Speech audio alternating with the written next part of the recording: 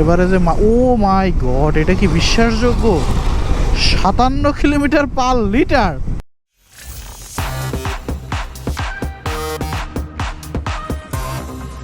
Good evening from Manikganj. এখন বাজে 4:30টার মতন। আর আগের ভিডিওটাতে বলছিলাম যে পরীক্ষা দিতে আসছি, তো শুধু শুধু আসবো আর যাবো, আপনাদের সাথে কথা বলতে বলতে যাই, তাতে করে একটা ব্লগ হয়ে যাবে। তো ওইটা কথা বলতে বলতে আসছিলাম। এখন আবার আপনাদেরকে সাথে নিয়ে কথা বলতে বলতে ঢাকায় ব্যাক করতেছি। এক্সাম শেষ করলাম, 2টা এক্সাম ছিল, সকালে একটা এবং এই দুপুর 2টা থেকে বিকালে একটা, যেটা শেষ হইলো মাত্র। তো আসার সময় আমার ঢাকা থেকে আমার ইউনিভার্সিটি পর্যন্ত কিলোমিটার হয়েছিল 48 কিলোমিটার। আবার যাইতে 48 কিলোমিটারই হবে, কারণ একই পথ ধরে যাচ্ছি। হয়তো বা 400-500 মিটার অথবা 1 কিলোমিটারই কম বেশি হইতে পারে। বাট তার মানে আমাকে যদি আমি 50 ধরি, এবারে 50-100 কিলোমিটার আমাকে আপ ডাউন করতে হয়। 100 কিলোমিটার থেকে মাঝে মধ্যে 4 মাইনাস হতে পারে, প্লাস হবে না। 100 কিলোমিটার হচ্ছে অতিরিক্ত, মানে সর্বোচ্চ 96 কিলোমিটার হচ্ছে হবে। ওই 4 কিলোমিটার এক্সট্রা দিয়ে রাখলাম, বাড়লে সর্বোচ্চ 4 কিলোমিটার বাড়বে। এই হচ্ছে ঘটনা। 100 কিলোমিটার পথ। আর আজকে তো চালাইছি আসার সময় মোটামুটি ভালো। এবারে যে মাইলেজ কীরকম পাইলাম ওইটা একটু দেখি। এবারে যে ও মাই গড, এটা কি বিশ্বাসযোগ্য? 57 কিলোমিটার পার লিটার, অসম্ভব। এর আগে আমি 60-70-তে চালাইছি, 70-80-তে চালাইছি, তো 38-40-42 এরকম পর্যন্ত উঠছে। সর্বোচ্চ উঠছিল মনে হয় 43। বাট এটা তো আনবিলিভেবল, 57 কিলোমিটার পার লিটার। মানে আজকে কিন্তু স্পিডটা আপনারা সকালবেলা আগের ব্লগটাই দেখছেন, স্পিড ছিল কিন্তু 40-45। কুয়াশার কারণে এবং শীতের কারণে জোরে চালাইতে পারতেছিলাম না। এখন তো মোটামুটি ভালোই চালাচ্ছি, ফাঁকা পাইলে 50-55 চালাচ্ছি, তো যার কারণে হচ্ছে ওই মাইলেজটা আসছে। তার মানে জ্যাম ছাড়ার আবার আরও ঘটনা আছে, আসল কথা তো বলিই নাই। তার মানে এই না যে ঢাকা শহরের ভিতরে আমি ওই স্পিডে চালাইলেই ভালো মাইলেজ পাবো। আসল কাহিনী হচ্ছে আমি যে আসছি সকালবেলা, অবিশ্বাস্য একটা ঘটনা, সেটা হচ্ছে কোথাও আমার জ্যাম পড়ে নাই। আমি বাসা থেকে বাইকে স্টার্ট করছি, কোথাও আমার জ্যামের জন্য ব্রেক করা লাগে নাই। তো যার কারণে হচ্ছে ওই উইদাউট ব্রেকে আসছি, তো মিনিমাম একটা স্পিড ধরে, আরপিএম ধরে, যার কারণে মাইলেজটা এরকম আসছে। দেখছেন ভালো রাইডিং স্টাইল হলে কতটা আপডেট হয়। কিন্তু আমি জীবনেও ট্যুরে গেলে 57 কিলোমিটার পার লিটার পাই না। ওই যে দেখেন ভালো করে, 57 কিলোমিটার পার লিটার। এখন জোরে চালাচ্ছি, এখন গিয়ে দেখি কত দাঁড়ায়। এখন তো জ্যাম পাবো, এই যে অলরেডি জ্যাম শুরু হয় ছোটোখাটো, এই যে তারপরে হচ্ছে ঢাকার ভেতরে এখন জ্যাম পাবো। আজকে শুক্রবার, সবাই ঘুরতে ঘুরতে বেরোবে, বিকেলবেলা তো প্রচুর জ্যাম পড়ে। আরে বেচারা কুকুরের বাচ্চাটা মনে হয় অ্যাক্সিডেন্ট করছে, জন্য মা কুকুরটা দেখলাম যে কান্নাকাটি করতেছে। এই যে বলতেছিলাম আগের ব্লগটায় যে আপনারা শীতকাল আসছে তো প্রচুর কুকুরের বাচ্চা রাস্তাঘাটে খেলাধুলা করে, একটু দেখে শুনে চালাবেন। এতে করে কুকুরের বাচ্চাগুলোও বাঁচবে, আপনারাও দুর্ঘটনার হাত থেকে রেহাই পাবেন। ফুট করে রাস্তার মধ্যে চলে আসে তো, আর শীতকাল, প্রচুর কুকুরের বাচ্চা চারিদিকে, সবসময় সাবধান থাকতে হবে। প্রাণীকেও মেরে লাভ নাই, আর প্রাণীর কারণে নিজেও দুর্ঘটনার শিকার হয়ে লাভ নাই। সকালে এক দৃশ্য দেখলাম, এখন দেখতেছি আর এক দৃশ্য, মানে দুইটাই খুব সুন্দর।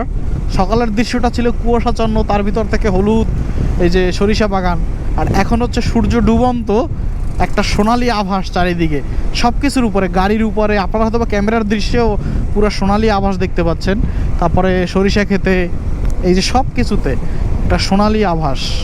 শীতকালের এই বিকালটা না খুব ভাল লাগে, মানে সূর্যের দিকে তাকানো যায়, আলোটা মৃদু থাকে এবং খুব আরামদায়ক একটা ব্যাপার। সকালের রোদটা তো মিষ্টি রোদ, যেটা গায়ে দিতে ভাল লাগে, আর বিকেলের আলোটা মিষ্টি আলো দেখতে ভাল লাগে। মানে দুইটা হচ্ছে, একটা হচ্ছে চোখে দেখার জিনিস, আর একটা হচ্ছে স্বাদ, মানে অনুভব করার জিনিস। পরীক্ষা কেমন হলো সেটাই তো বলি নাই। ফাইনাল এক্সাম, অনেক ভালো পরীক্ষা দিতে পারি না, সারা বছর ভিডিও নিয়ে থাকি পরীক্ষা খুব ভালো হবে কেমনে, তবে ফেল করব না, একটা রেজাল্ট আসবে আর কি। ফেল করার মতো পরিস্থিতিতে যাই নাই, মোটামুটি পাস মার্কের ওভার করে আসছি। আর যতটুকু করছি ওতে নাম্বার কাটার কোনো সুযোগ নাই, খুব বেশি একটা, সর্বোচ্চ 1-2 কম দিতে পারে, যত মানে পর্যাপ্ত মার্ক থেকে, এর বেশি না। যতটুকু করছি একদম কনফিডেন্টলি, তাতে কোনো গ্যাপ রাখি নাই। দেখলাম একটা মেলা হচ্ছে, মধুর মেলা। ইচ্ছা করতেছিল যে মেলাটা যাই ঘুরে আসি, যদি এই জ্যাকেট ট্যাকেট না পরা থাকতাম না, এগুলো দেখতে বিশ্রী লাগতেছে, নাইলে যাইতাম বাইকটা পাশে রাইখা একটু মেলায় ঘুরে আসতাম। আবার তাছাড়া রাতে ঘুমোই নাই, সারা রাত না ঘুমোই, আবার আজকে এই সারাদিন পরীক্ষা দিলাম, তাহলে এনার্জি নাই, মাথা ঘুরে পইরাও যাইতে পারি। আবার এখানে মেলায় ঢুকলে রাত হয়ে যাবে, যার কারণে হচ্ছে কুয়াশা পড়ে যাবে সন্ধ্যার পরে এই রাস্তায়, তখন আরও বেশি রিস্ক। 3 তারিখ পর্যন্ত আছে মেলা, দেখলাম ওইখানে পোস্টারে। বাট আজকে তো এখনও 1 তারিখই পরে না, তার আগেই হচ্ছে মেলা শুরু হয়ে গেছে। তার মানে আজকে 30 তারিখ, 31 তারিখ, 1 তারিখ, ও বাবা 2-3 দিন আগে যে আয়োজন দেখলাম তাতে বোঝা গেছে আরো কয়েকদিন আগে রেডি করছে মেলা। আরে মেলার ওইখানে বসছে কি, মেলা তো বসছে ব্রিজে, শুকনার উপরে যে মানুষ, আর ওই যে নদীর পানি শুকিয়ে গেছে তো নিজেরা মেলা বসাই নিছে। অনেক লোক, অনেক, সবাই একটু বিকেলবেলা ঘুরতে আইছে হয়তো বা। ওই যে মাঠে মানে নদীর ভিতরেও মানুষজন বসে বসে আড্ডা দিতেছে।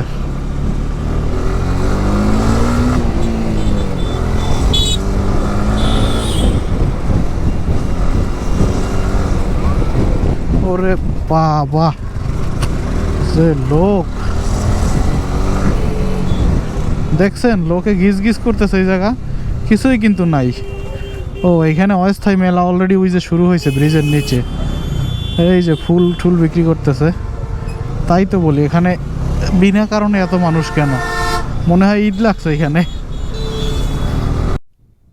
সকালবেলা এখান থেকে যাইতে যতটাই মজা, বিকেলবেলা ঠিক ততটাই হচ্ছে বিরক্ত। এই বাসগুলা ওই পাশে কিন্তু সুন্দর করে স্ট্যান্ড করে দিছে, যে যারা যাত্রীবাহী বাস সেটা ওই পাশে ঢুকবে, ওরা এই মাঝখান থেকে যাত্রীরাও আছে দেয়াল টপকাই ওই মাঝখানে এসে দাঁড়াই থাকে বাসে ওঠার জন্য। কি যে একটা অবস্থা এদের কারণে, রাস্তা পুরো ফাঁকা কিন্তু এদের কারণে আগাইতে পারতেছি না। এমনভাবে রাস্তা ব্লক করে যে মানে আগানোর কোনো পিছনে শত শত গাড়ি জমে যায়। বিশেষ করেন এই রাস্তাটা জ্যাম পড়ার এখন কোনো রিজন নাই, কোনো রিজন নাই। রাস্তাটা এখন যে প্রশস্ত আর যে সুন্দর করছে দেখেই বুঝতে পারতেছেন যে 70 গতিতে চালাচ্ছি আমি এখানে, কিন্তু শুধু জ্যাম পড়ে থাকবে শুধুমাত্র লোকাল বাসের কারণে। আর এদের দেখার মতো কেউ নাই, এখানে তো কোনো পুলিশ টুলিশ থাকে না, থাকলেও দেখি কোন দিকে তাকাই থাকে দেখি না, তারা তো দেখে শুধু মোটর সাইকেল। বাস যে অনিয়ম করতেছে, যেখানে লোক নেওয়ার কথা সেখানে না নিয়ে আরেক জায়গা থেকে নিতেছে, সেইটা তারা দেখতেছে না। এই জিনিসগুলো খুবই খারাপ লাগে ভাই। এখন আমরা তো সাধারণ জনগণ হিসেবে একটা বাসের সাথে আর ঝগড়া করতে পারি না, হয়তো বা 2-4টা একটু ঝাড়ি ঢাড়ি দেওয়া যায় 2-4 জনে মিলা, কিন্তু সেটা তো কোনো মানে সমাধান হইল না। ওটা ওরা শুনতে অভ্যস্ত, এরকম অনেক মানুষই দেয়, এলাকার বহুত মানুষে জারি দেয় ওদের, কিন্তু লাভ হয় না। এই দেখেন সন্ধ্যা পরে না, তার আগেই এদিকে কুয়াশা পড়া শুরু করছে। তার মানে ওদিকে থেকে আরেকটু স্লো আসলে আমি ওদিকেও কুয়াশা পাওয়া শুরু করতাম। অলরেডি ধোঁয়াশা হয়ে গেছে সব কিছু, ওইদিকে কিছুই দেখা যাচ্ছে না।